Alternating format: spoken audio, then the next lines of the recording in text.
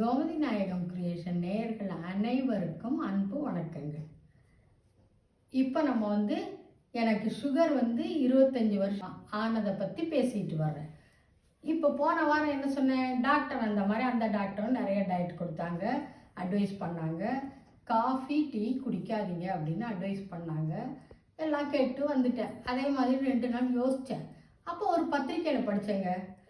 அப்போல்லாம் ஸ்மார்ட் ஃபோன்லாம் கிடையாது, பத்திரிக்கையில் தான் படித்தேன்னு நினைக்கிறேன். பத்திரிக்கையில் என்ன போட்டிருந்தாங்க அப்படின்னா, இந்த டயபெட்டிக் அப்படிங்கிற வியாதி முதல்ல பணக்காரங்களுக்கு தான் வந்துச்சு அப்படின்னு சொல்லி போட்டிருந்தாங்க.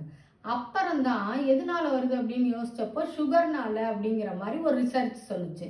அப்புறம் கொஞ்ச நாள் கழிச்சு சுகர் விலை குறைஞ்சது, ஏழைகளும் வாங்கி உபயோகிக்க ஆரம்பிச்சிட்டாங்க.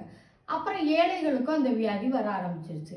அப்போ கல்பிரேட் யாரு, ஒயிட் சுகர் தான் அப்படின்னு கண்டுபிடிச்சாங்க அப்படின்னு பத்திரிக்கையில் போட்டுறாங்க. உடனே நானும் என்ன பண்ணேன், ஒயிட் சுகர் டப்பாவை தூக்கி வச்சுட்டேன்.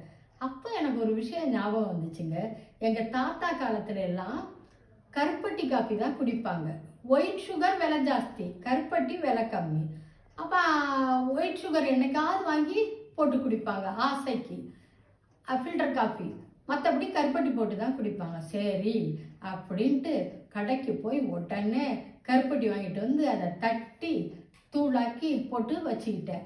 ரொம்ப நல்ல பிள்ளையா கருப்பட்டி போட்டு காப்பி குடித்தேன், டீ குடித்தேன், எல்லாம் செஞ்சேன். அதே போல் டயட்டு வழக்கமான டயட்டு தான். அவங்களே மாதிரி இவங்களும் 2 இட்லி 1 சப்பாத்தி அப்படி தான் கொடுத்தாங்க. சரி அதையும் ஓரளவுக்கு ஃபாலோ பண்ணேன். அப்போ 1 மாதம் ஆயிடுச்சு. சரி போவோம் அப்படின்ட்டு டாக்டர்கிட்ட போனேன். டாக்டர்கிட்ட போனேன்னா ரொம்ப பெருமையாக சொன்னேன், டாக்டர் நான் ரொம்ப டயட் கண்ட்ரோலில் இருந்தேன், எடுத்து பாருங்க அப்படின்னு. உடனே டாக்டரும் சரின்னு ரொம்ப சந்தோஷமாயிட்டாரு. அதோட நான் சும்மா இருந்திருக்கணும். சிஸ்டரை கூப்பிட்டு வாங்க ரேண்டம் டெஸ்ட் எடுக்கிறதுக்கு வாங்க அப்படின்னு சொன்னார். நான் ஃபோன் பண்ணாரு, அதோட சும்மா இருந்திருக்கணும். இன்னும் கொஞ்சம் பெருமையாக, டாக்டர் நான் கருப்பட்டி போட்டு தான் காப்பி குடிக்கிறேன், சுகரை விட்டுட்டேன்னு. அவ்வளோதான், அவர் செம்ம டென்ஷன் ஆகிட்டாரு. என்னங்க நீங்கள் கருப்பட்டி போட்டு குடிச்சிங்களா, சுகரை விட கருப்பட்டி உடனே பிளட்டில் ஏறும், பிளட் சுகர் ஏறிடும், என்ன இப்படி பண்ணிட்டீங்க அப்படின்னு டென்ஷன் ஆகிட்டார். என்னடா பண்ணுறேன்னா சிஸ்டர் அதுக்குள்ளே காப்பாற்றிட்டாங்க. சிஸ்டர் எடுத்து பார்த்தாங்க. பார்த்தா போன தடவை என்ன இருந்துச்சு, 390 இருந்துச்சு. இப்போ இந்த மாதம் 310 இருந்துச்சு. எனக்கு ரொம்ப ஹாப்பி ஆகிடுச்சு. டாக்டரும் பார்த்துட்டு என்ன நீங்கள், அவருக்கும் சந்தோஷம் தான், ஆனால் ஒரு டவுட்டு, என்ன நீங்கள் கருப்பட்டி காப்பி குடிச்சேங்கிறீங்க ஆனால் சுகர் குறைஞ்சிருக்கே, 310 தான் இருக்கே, பரவாயில்லையே, யூ ஆர் இம்ப்ரூவிங் அப்படின்னாரு. எனக்கும் ரொம்ப சந்தோஷமாக இருந்துச்சு. அப்புறம் வேறு என்ன சாப்பிட்டீங்கன்னு திரும்ப திரும்ப கேட்டார். எனக்கு ஒன்றும் ஞாபகம் இல்லை டாக்டர், நீங்கள் கொடுத்த டயட் படி தான் சாப்பிட்டேன் அப்படின்னு சொன்னேன். அப்படியா, பரவாயில்ல, நம்ம இதே மாதிரி கண்டினியூ பண்ணுங்க, ஆனால் கருப்பட்டியை மட்டும் விட்டுட்டிங்கன்னா பாருங்கள் 210க்கு வந்துடும் அப்படின்னாரு. எனக்கும் குஷியாக இருந்துச்சு. ரைட்டு அப்படின்ட்டு வீட்டுக்கு வந்தேன். வீட்டுக்கு வந்துட்டு அப்போ வேறு என்ன சாப்பிட்லாம், கருப்பட்டி குடிக்கூடாதுன்ட்டாரு அப்படின்னு யோசித்தேன். அப்போ எங்கள் பக்கத்தில் இருக்க சூப்பர் மார்க்கெட்டில் கோகனட் சுகர் வந்துச்சு. சரி கோகனட் சுகர் போட்டு குடிச்சு பார்க்கலாம் அப்படின்ட்டு கோகனட் சுகரை ரீப்ளேஸ் பண்ணிட்டேன், கருப்பட்டிக்கு பதிலாக பண்ணிவிட்டு. அப்புறம் என்ன செஞ்சோம், நம்ம என்ன சாப்பிட்டோம் அப்படின்ட்டு எனக்கு ஞாபகம் இல்லை. ஆனால் இப்போ 25 இயர்ஸ்க்கு அப்புறம் திரும்ப நான் அதை ரீகலெக்ட் பண்ணி யோசிச்சு பார்க்கும்போது அங்கே தெரிஞ்சிச்சு ஒரு விஷயம். எங்கள் அண்ணி சொன்னாங்கன்னு சொல்லிட்டு நம்ம கருவேப்பிலை சாம்பாரில் ரசத்தில் போடுவோம், தூக்கி வீசிடுவோம்.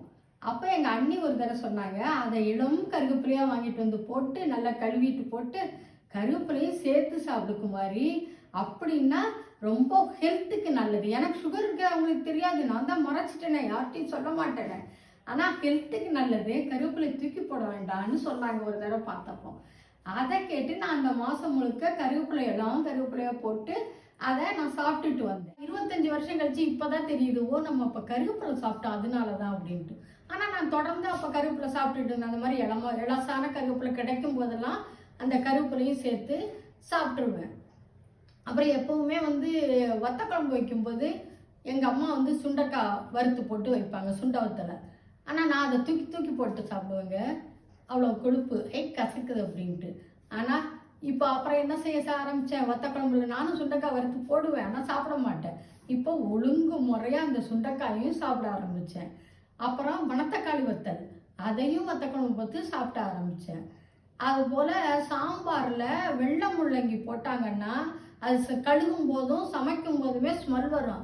ஐயையோ முள்ளங்கி போட்டிருக்கீங்க, எனக்கு வேண்டாம் அந்த சாம்பார் அப்படின்னு திமிர் பண்ணுவேன்.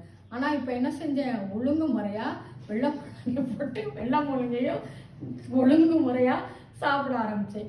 இப்படி போச்சுங்க. அடுத்த தடவை போனப்போ அதே திடீர்னு தான் இருந்துச்சு. அப்போ டாக்டர் என்ன சொன்னார், என்னங்க குறையவே இல்லைண்ணா, நான் இத்தனையும் செஞ்சுருக்குறேங்க, சுண்டக்காய் சாப்பிட்ருக்குறேன், மணத்தக்காளி சாப்பிட்ருக்குறேன், வெள்ளை முள்ளங்கி சாப்பிட்ருக்குறேன், ஆனால் குறையலை. அப்புறம் என்ன பண்ணுறது, அப்புறம் நான் வீட்டுக்கு வந்து ஒரு நல்ல முடிவு எடுத்தேங்க. என்ன முடிவு, இனிமே மாதம் மாதம் டாக்டர்கிட்ட போய் செக் பண்ணக்கூடாது அப்படிங்கிற முடிவு. ஏன்னா அவங்க மற்ற டெஸ்ட்லாம் எடுக்கும் பொழுது என்ன செய்கிறாங்க, ஒரு சிரிஞ்சு நிறைய பிளட் எடுக்கிறாங்க. நம்ம எவ்வளோ பாடுபட்டு பிடிக்காத முள்ளங்கியை சாப்பிட்டு பிடிக்காத சுண்டைக்காயை சாப்பிட்டு எல்லாத்தையும் செஞ்சு கொஞ்சம் ரத்தம் சேர்த்து வச்சா இவங்க ஒரு டியூப் ரத்தம் எடுத்து செக் பண்ணுறாங்க மாதம் மாதம். ரைட்டு, இனிமே நம்ம இந்த டயட்டில் இந்த மாதிரி வெஜிடபிள் சேர்த்துக்கணும்.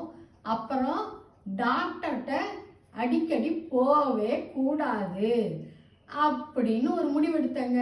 டேப்லெட்டை மட்டும் மெடிக்கல்ஸில் வாங்கி சாப்பிட்டுட்டு டயட்டும் ஓரளவுக்கு கண்ட்ரோல் பண்ண, டயட்டும் நான் அவங்க கொடுத்ததுலேயும் வெஜிடபிள்ஸும் நிறைய சேர்த்துட்டு, அதுபோல் காய் நறுக்கும் பொழுது சிலர் தான் செய்வாங்க, வந்து உட்காந்து நறுக்கிட்டு போய், அப்படி செய்யக்கூடாது அப்படின்ட்டு என்ன பண்ணேன், நின்றுட்டே காய் நறுக்கி சமைச்சு சாப்பிட்டு திரும்ப என் ஒர்க்குக்கும் போவேன். எதுக்காகவும் லீவ் எடுக்கிறதுல போயிட்டே இருந்தேங்க. அப்படியே செஞ்சிட்டு இருந்தேன் ஒரு 2 வருஷம். டாக்டர்கிட்டயே போகல. அப்புறம் என்னாச்சு, அது அடுத்த வாரம் சொல்கிறேன். பாய்.